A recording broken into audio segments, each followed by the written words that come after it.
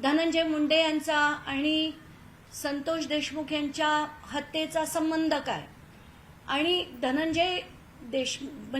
संतोष देशमुखांची जी हत्या झाली त्याच्याबद्दल सगळ्यांना जो आक्रोश आहे आणि त्याच्यात जे आतापर्यंत नीट त्याच्यावर कारवाई होताना आपल्याला जी दिसत नाहीये, अपेक्षित अशी होताना दिसत नाहीये, म्हणूनच मला असं वाटतंय की जोपर्यंत धनंजय मुंडे हे बाहेर पडत नाहीत मंत्रिमंडळातनं तोपर्यंत या पूर्ण हत्येच्या शोधाला नीट दिशा मिळणार नाही. आणि म्हणून मी आधी कराड आणि धनंजय मुंडे यांचे संबंध कसे आहेत ते दाखवले, मग कराड आणि धनंजय मुंडे कंपन्यात एकत्र कसे आहेत ते दाखवले, त्यांचे आर्थिक व्यवहार असो, कंपन्या असो, मिळालेला नफा असो, दहशत असो.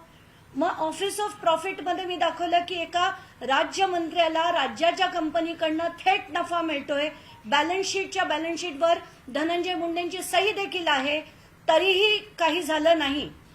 4 दिवसानंतर थांबून मी कृषी घोटाळा काढला, त्याच्यात कसं साध्या 90 रुपयाच्या 92 रुपयाच्या नॅनो युरियाला 220 रुपयांनी खरेदी केली गेली, या सगळ्या गोष्टींचे डिटेल्स दिले. त्याच्यानंतर मी या नॅनो युरिया आणि नॅनो डीएपीच्या बॉटल्स मागवल्या देखील आणि मागवलेल्या बॉटल्सचा इनव्हॉइस मी ट्विट केला.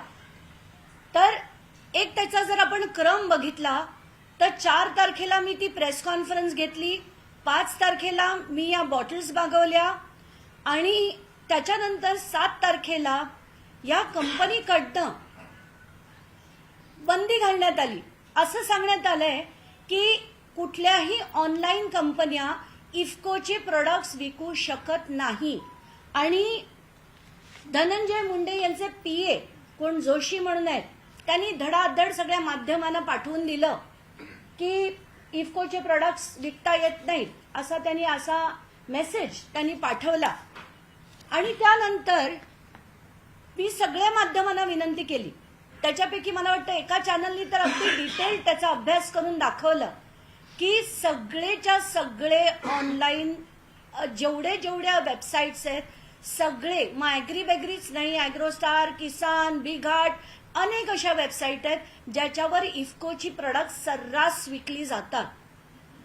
कारण त्याच्यावर इफ्कोनी एक राईटअप दिलं होतं, प्रेस नोट दिली होती आणि ती देखील मला पाठवण्यात आली होती. आता ही प्रेस नोट मी ऑनलाईन देखील बघितली आणि मला गंमत वाटली की एक कंपनी जे सो कॉल्ड शेतकऱ्यांचं कोऑपरेटिव्ह आहे, त्यांनी इतकं प्रोएक्टिव्हली काम का केलं, तर याचा जेव्हा मी शोध घेतला आणि जेव्हा मी बोलायला लागते ना तर मला अक्षरशः वेगवेगळ्या ठिकाणहून माहिती येते आणि काही इतकी छान माहिती आली ते इफ्कोच्या अधिकाऱ्यांकडनंच आली. आणि त्यांचं असं म्हणणं आहे की इफ्को म्हणजे एक महाघोटाळा आहे. आणि मग मी त्याचा शोध घेतला, मग बघते त्याच्यावर लोकसभेत प्रश्न विचारले गेले आणि एक नाही अनेक इफ्कोचे घोटाळे अनेकदा झालेत.